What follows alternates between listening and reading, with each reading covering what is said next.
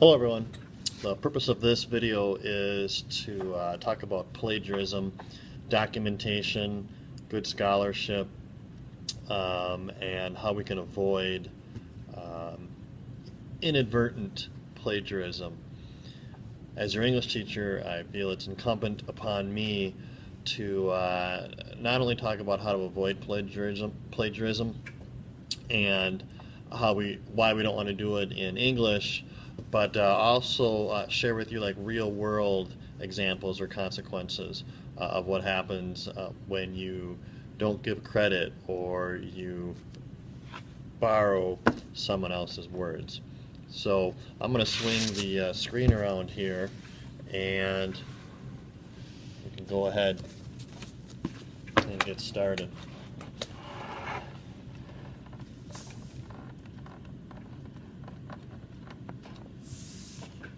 All right, there it is.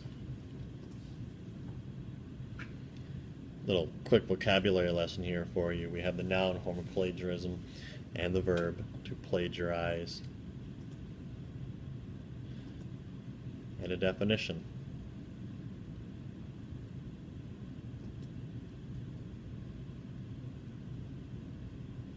All three of those are going to kind of come into play with the examples we talk about today in your research paper. Move that down a little bit. All right, consequences of plagiarism. Is it really that bad if you take someone else's words and use them as your own? A quick Google search of the phrase plagiarism consequences gives you about, well, over 500,000 results. So there is a lot of information out there on consequences of plagiarism. So let's talk about the first one, which would be legal repercussions. Literary theft, taking someone's words that have been published, is intellectual theft.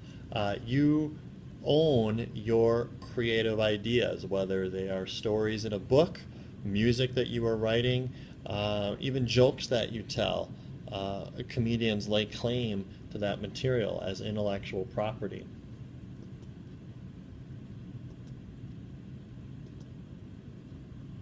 And we have various laws that protect that intellectual property. And it wasn't that long ago that record companies were going after people for sharing music online, giving it away to people they hadn't paid for it. Seems odd to us, but they are protecting their intellectual property. All right, within school, obviously, a consequence would be destroyed student reputation. People guilty of plagiarism are required, or the school requires us to write up a discipline report that would go into your file. Not something, obviously, you want to talk about with a college admissions officer. And speaking of college, if you plagiarize, well, you're expelled from school.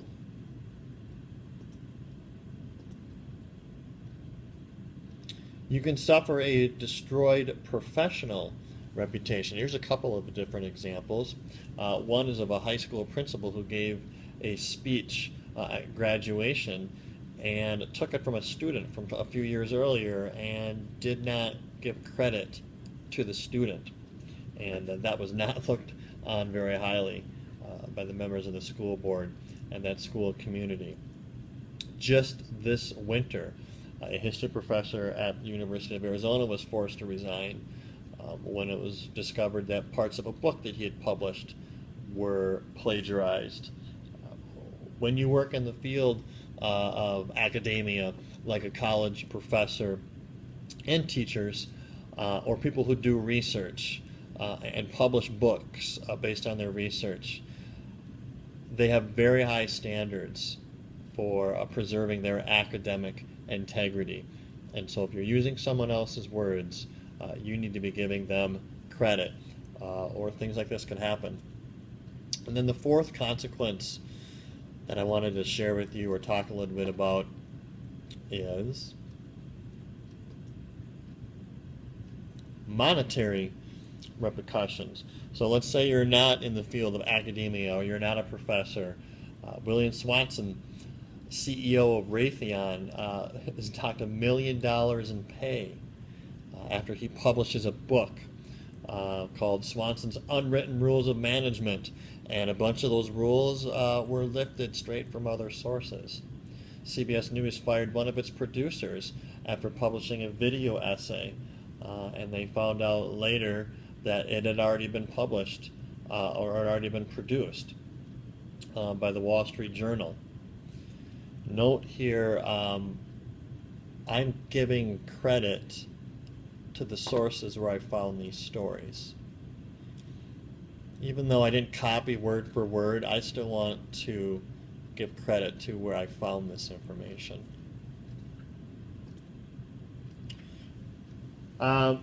Maybe you've heard of honor codes, but more and more universities are developing honor codes. And according to the author Zernike, here who I've credited, this is in response to more and more lax attitudes, or the perception that students have kind of relaxed attitudes towards cheating, whether or not it's bad or not. And so an honor code basically establishes a social contract that you agree to live with while you are a member of this community, the community here being this academic community of your college. So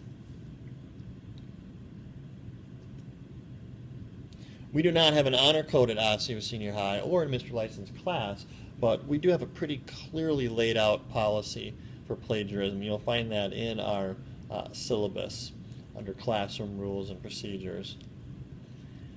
You get a 0 on the assignment. I do give you the opportunity to turn it in again, but until then, there is no grade and it counts as a 0.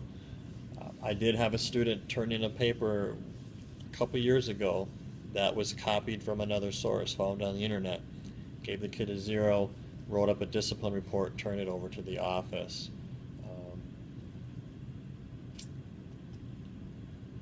Okay, let's talk about how to avoid plagiarism. I don't want to do it. I want to give credit. I don't want to be accused of it. And most of what we're talking about here is not blatant cheating, where you're just stealing someone else's words and not giving credit. It can happen inadvertently, so-called innocent plagiarism, and we want to avoid those for sure, and the damaging reputation that might come along with it. First thing you do is just use an introduction to acknowledge the source. Tell where you got your information. Here's a sentence that could be in a research paper. Duncan theorizes that Elizabeth and Drake met privately to discuss the true nature of his mission. Duncan here is an author who we've already introduced. And he's providing a theory that was not mine or the author of this paper. So we're saying this theory comes from Duncan. 53 here refers to the page number where Duncan writes this theory.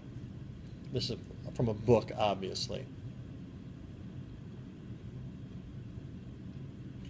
And if you're using a book, please note the author and your page number.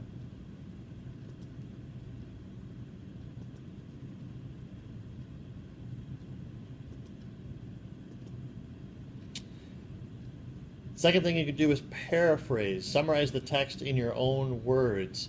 This works best when you have multiple sources and you paraphrase and you kind of put them together. You want to avoid just mimicking whatever you read and just replacing a word here or there. Write from memory. Compare the two.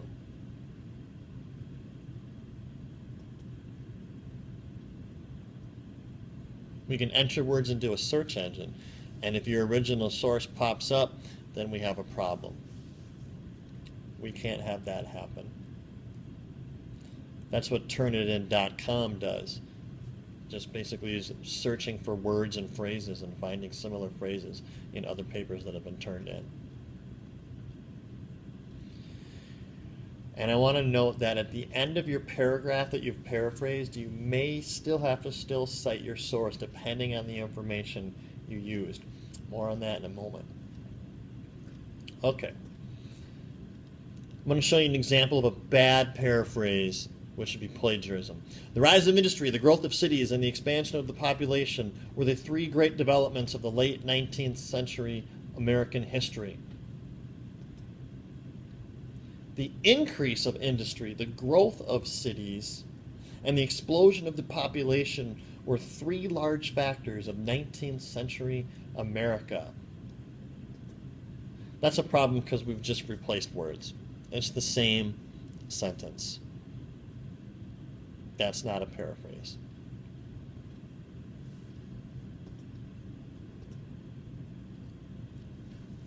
A good way to avoid plagiarism: use quotation marks. If you like something in a source and it's well written and it supports your thesis, use the quote. You've done this before in other papers. You can do this in your research paper.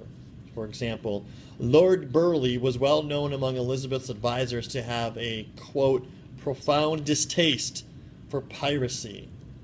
And that comes from the author Duncan, which is on page 44 of his book.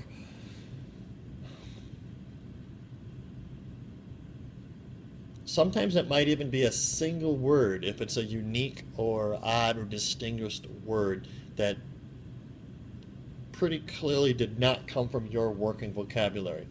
Put quotation marks around it. Give credit to that person.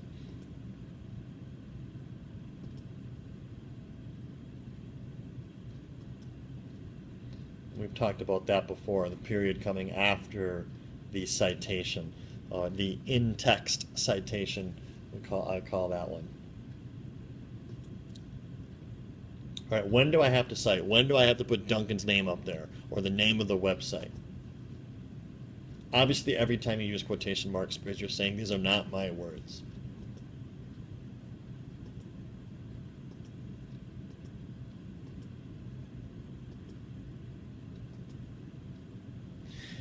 This is information that you did not arrive at on your own, theories and opinions. These are the types of things that actually make your paper very strong, convincing, weighty, because you're saying, look, this author, this expert proposes this theory, which is similar to what I have or supports what I've come up with. Give credit to that author when it's an opinion, something we can't prove. Facts that are not common knowledge. When do I not have to cite? When can I just write the information, leave it alone? I don't have to worry about giving an author's name or the name of a website. Well and widely known and indisputable facts and information. So, state capitals, distance from the Earth to the moon, mathematical facts, scientific facts. Don't cite anything from a dictionary. Statistics, birth rates, death rates, numbers of illnesses, things like that. Population stats. Don't cite dates. And then information that can be found over and over again in several sources and never varies from source to source. So, William Shakespeare's birthplace. You didn't know it. Obviously, you got that from a source, but I can look in 50 different books up on the cart. It's going to say the same thing in every single book. I don't have to cite that type of information, even though I didn't already know that. All right, would you cite this sentence? Queen Elizabeth ruled for over 44 years, and her reign is regarded as England's golden age. Would I need to put an author's name or the name of a website after that sentence? What do you think? If you said no, you are correct. There's no theory, no opinion here. You'll find that information in many, many different sources. You may not think this is England's golden age, but many hundreds, if not thousands, of historians regard it as England's golden age. So you can't argue the way that that sentence is written. That does not need a citation.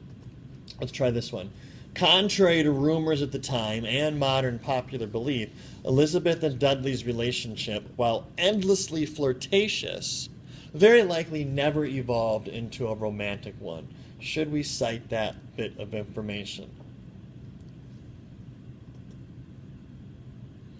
Yes, it is disputable, it is arguable, cannot be proven. We have phrases in there like contrary to rumors, modern popular belief.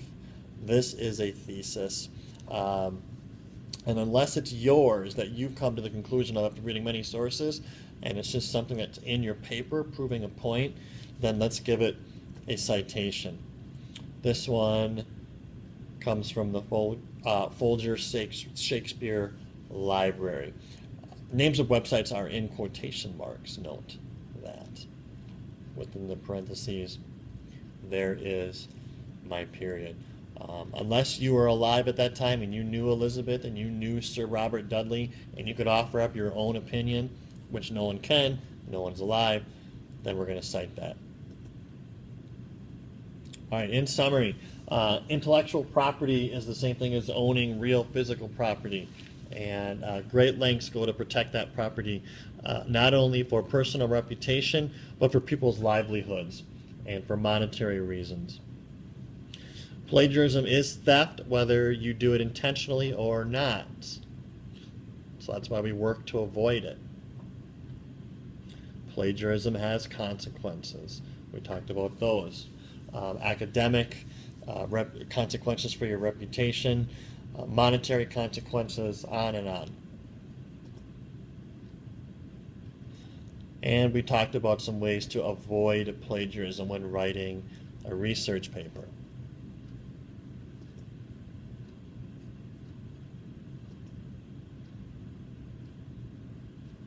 There they are. And I have left some information about my sources here, where I got my information. So, like at the end of your research paper, you'll have a works cited page. This literally means the works, the books, the sources that you cited. So these are different works by different authors. These are the works that I cited in my presentation. You'll have a list of the works that you cited in your research paper. Thanks for listening.